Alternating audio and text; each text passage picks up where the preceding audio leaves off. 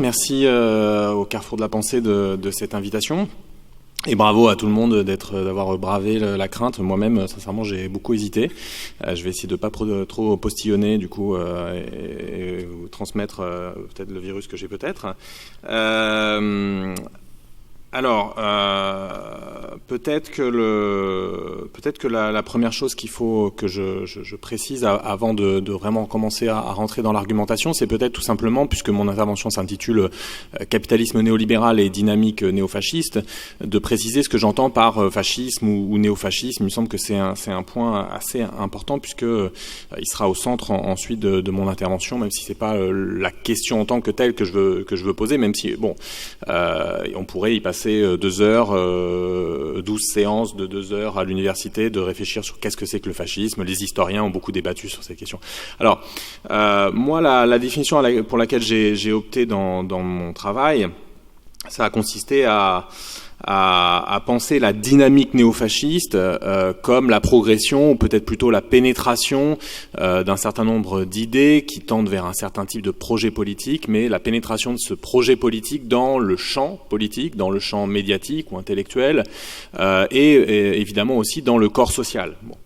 Alors du coup la question évidemment c'est quel est ce type particulier de projet politique, le type fasciste si vous voulez ou néofasciste, et qu'est-ce qui d'une certaine manière est commun au fascisme classique, celui de l'entre-deux-guerres, le fascisme qu'on peut appeler historique, et puis les formes variées à mon avis qu'il faut qualifier de néofasciste et non pas de populiste ou je ne sais quoi d'autre, qui est une très mauvaise catégorie. Je m'y arrête pas, mais parce que ça nous prendrait là encore 2 heures, mais voilà. Donc qu'est-ce qui est commun d'une certaine manière entre les variétés fascistes de l'entre-deux-guerres, hein, qu'il s'agisse du fascisme italien, du fascisme allemand, le nazisme, le fascisme portugais par exemple, le salazarisme ou le franquisme, etc.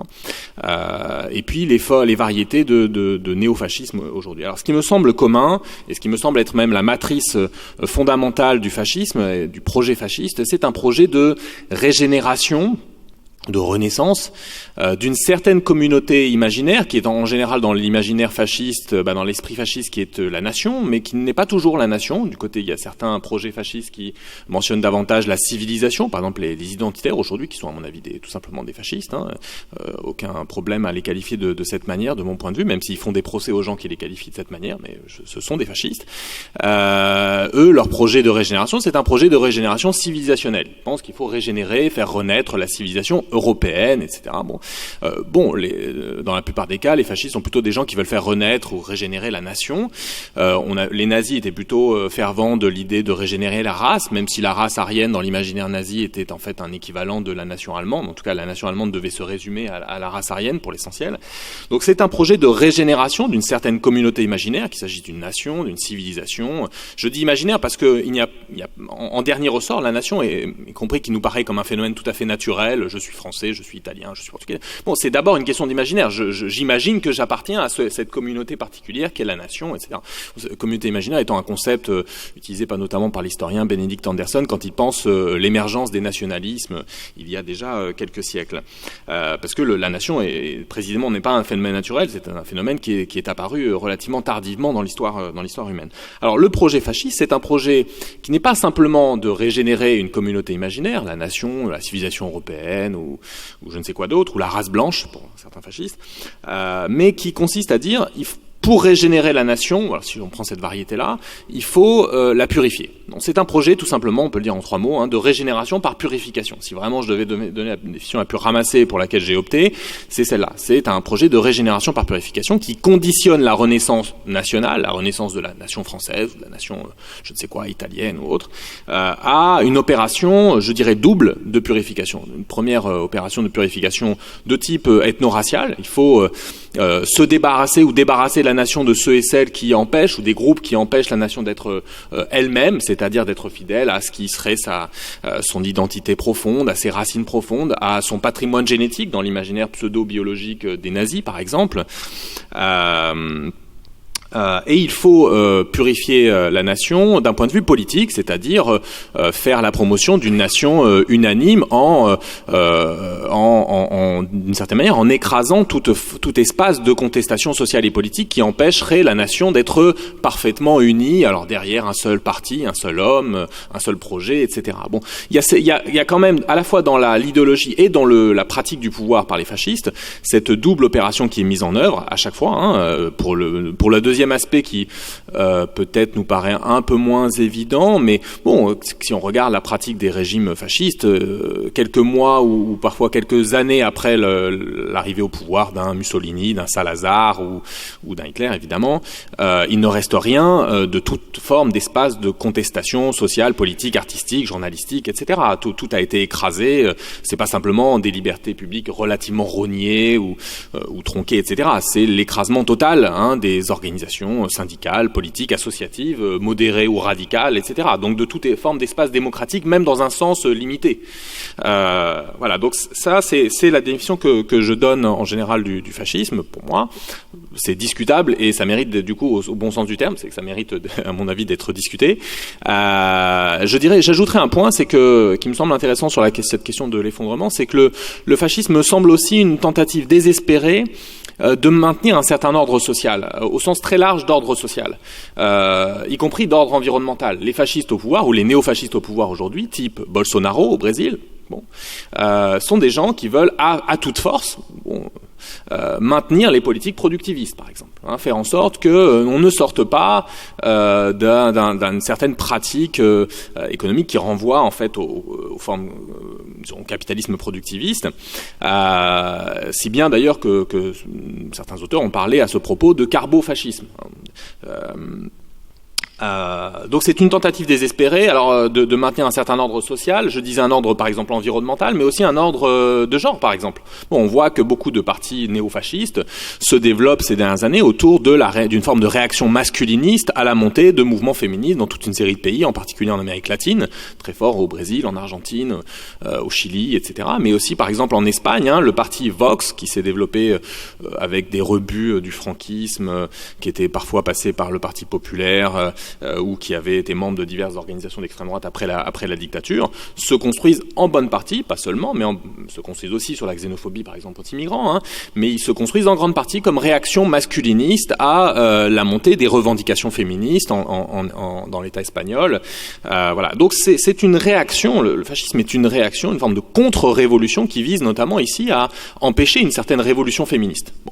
De la même manière à mon avis, il s'affirme. Alors, il y a des courants qui se prétendent écolo-fascistes, mais en général, les grosses organisations d'extrême droite néofascistes sont plutôt du côté défendent plutôt clairement des politiques productivistes.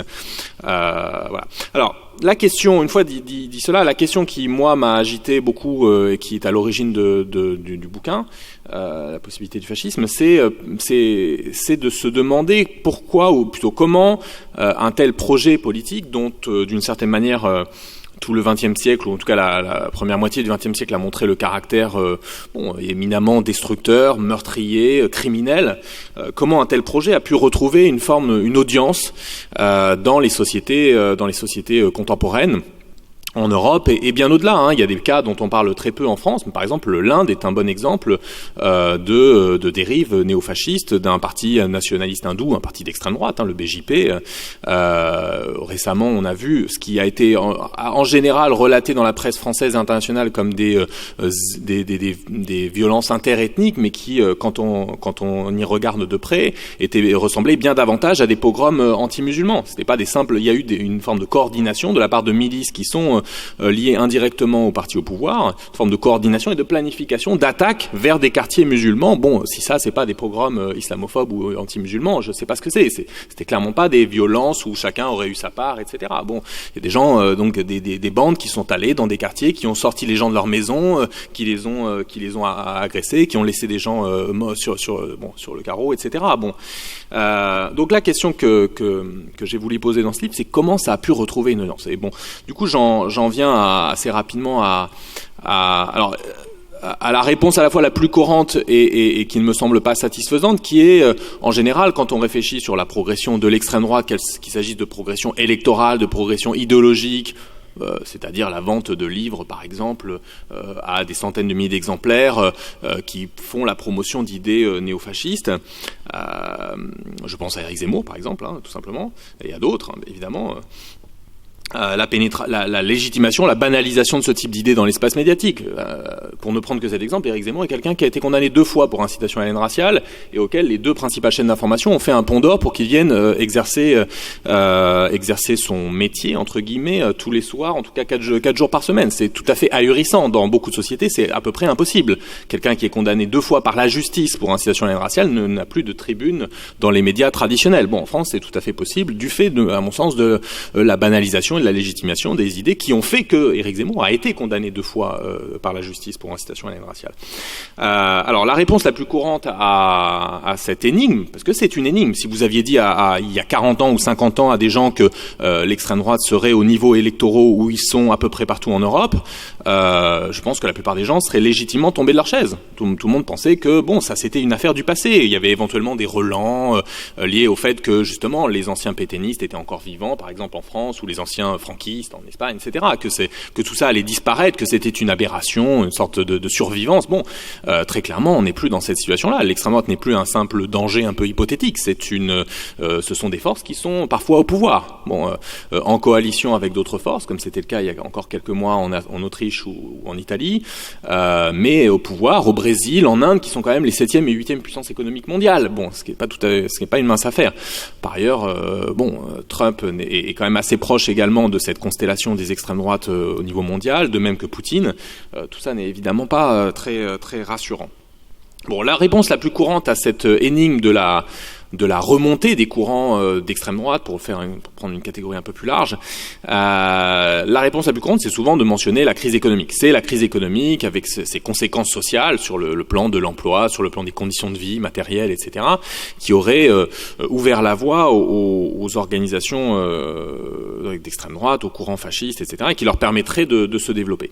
C'est une interprétation qui me semble à la fois qui me semble en partie juste, c'est-à-dire que c'est effectivement sur le terrain de la crise économique et sociale du capitalisme, provoquée par le capitalisme, que les courants d'extrême droite se sont développés dans l'entre-deux-guerres, comme à partir des années 80 en Europe et ailleurs. Mais c'est, je dirais, un facteur nécessaire mais non suffisant.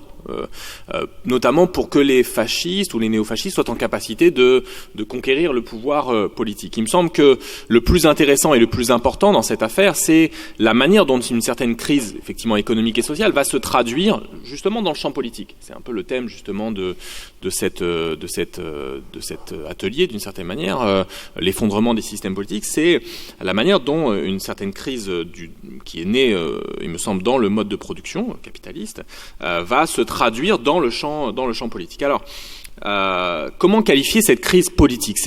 Parce qu'une fois qu'on a dit crise politique, c'est presque un concept, je qualifierais de bulldozer. Un concept bulldozer, c'est un concept tellement gros que quand vous le faites passer, bon, il reste plus rien derrière, vous comprenez rien, vous pouvez pas faire de distinction, etc.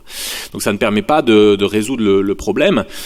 Si je devais qualifier cette crise politique, je dirais que ce n'est pas simplement une crise justement du capitalisme, c'est une crise des solutions néolibérales. La crise dans laquelle nous sommes, c'est une crise des solutions néolibérales à la crise du capitalisme, à la crise dans tous ses versants, à la crise sociale provoquée par le capitalisme, à la crise environnementale provoquée par le productivisme capitaliste, et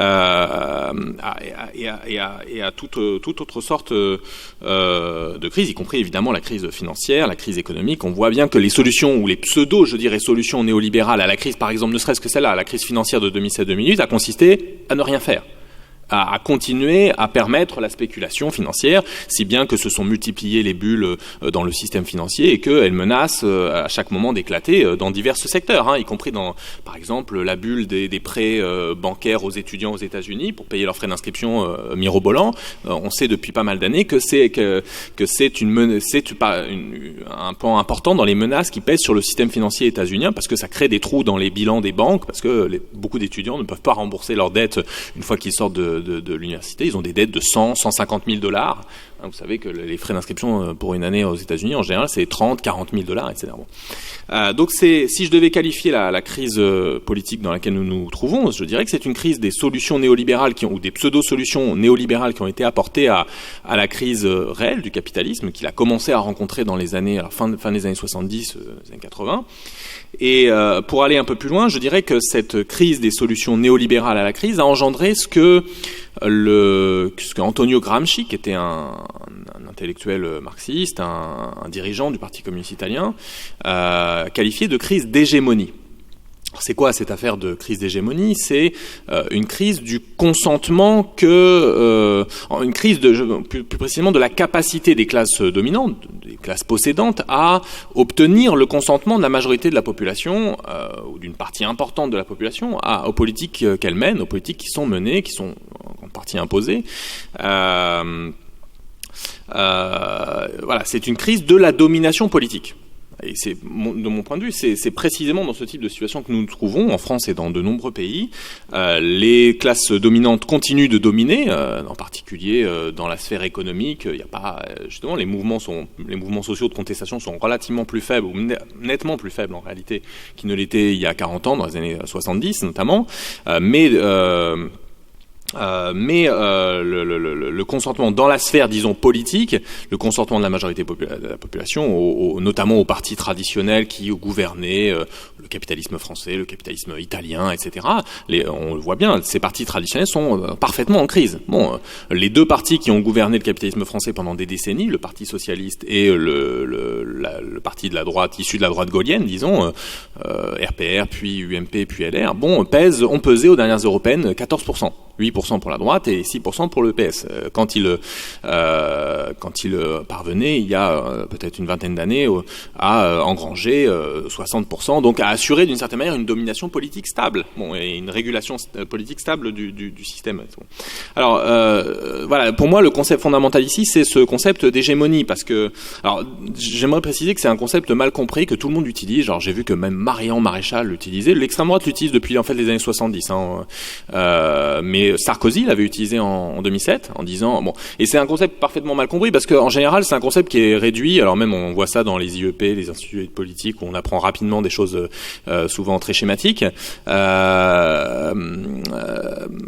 Généralement, le concept d'hégémonie, l'idée d'avoir de l'hégémonie, c'est réduit à simplement une question intellectuelle. C'est faire une bataille d'hégémonie, c'est faire une bataille sur le plan intellectuel, sur le plan des luttes intellectuelles, c'est développer des idées, etc. Et l'idée de Sarkozy, c'était de dire la gauche est dominante sur le plan des idées, il faut que la droite se renforce sur ce plan-là, etc. Bon, c'est assez loin de l'idée que s'en faisait Gramsci.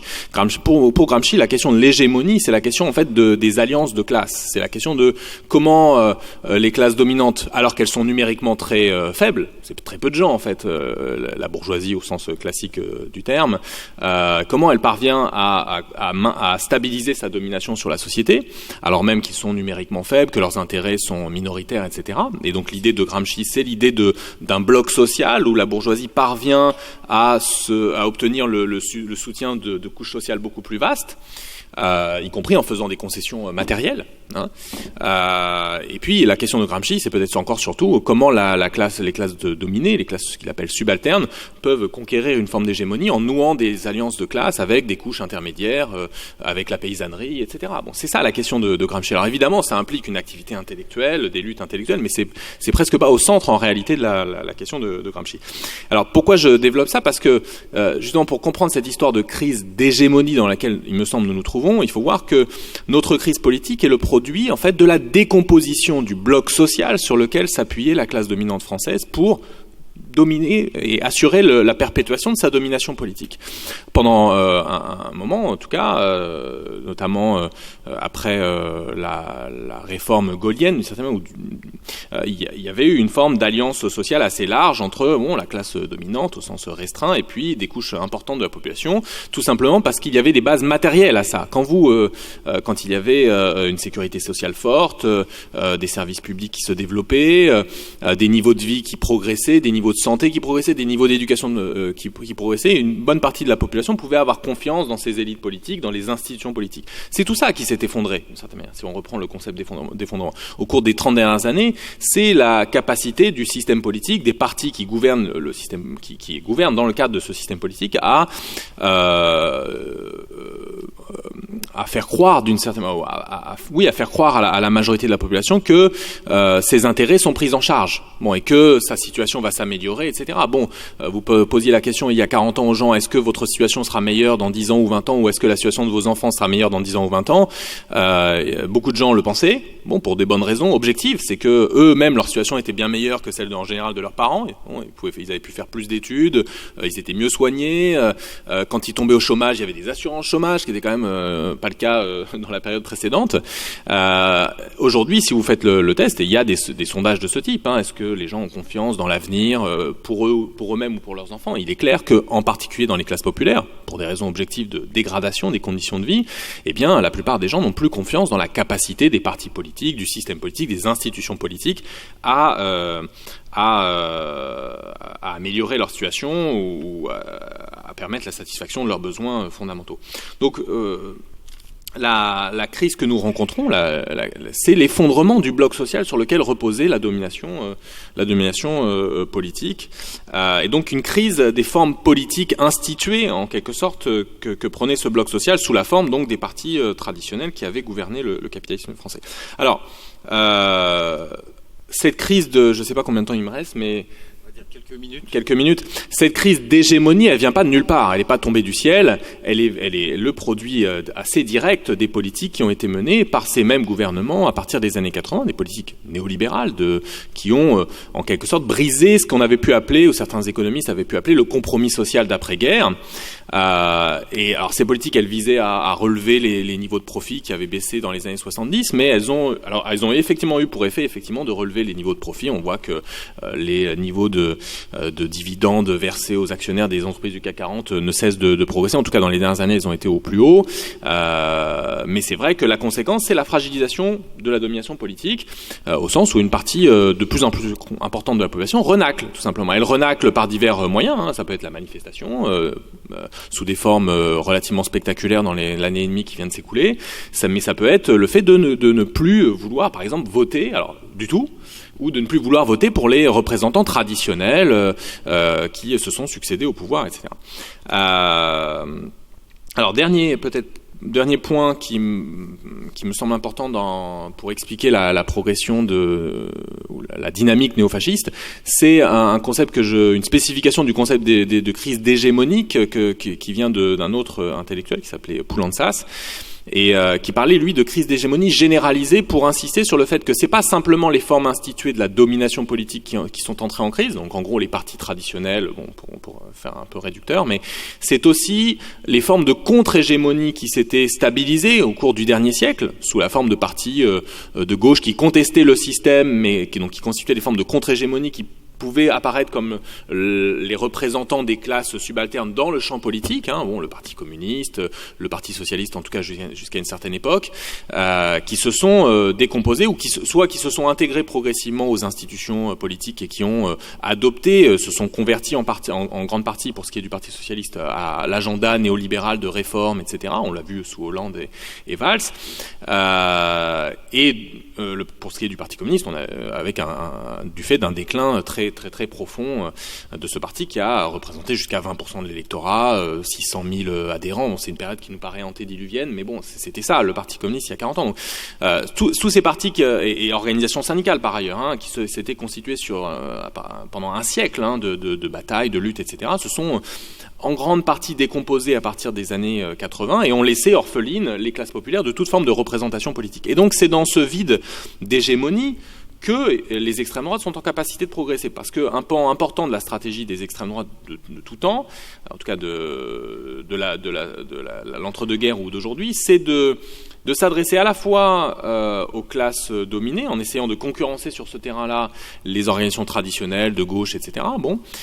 Et de chercher à concurrencer à s'adresser aux possédants, alors petits possédants ou grands possédants, mais de s'adresser aux possédants pour concurrencer les partis traditionnels organiques mécanique, en quelque sorte, dirait Gramsci, des classes dominantes, et en particulier de concurrencer la droite.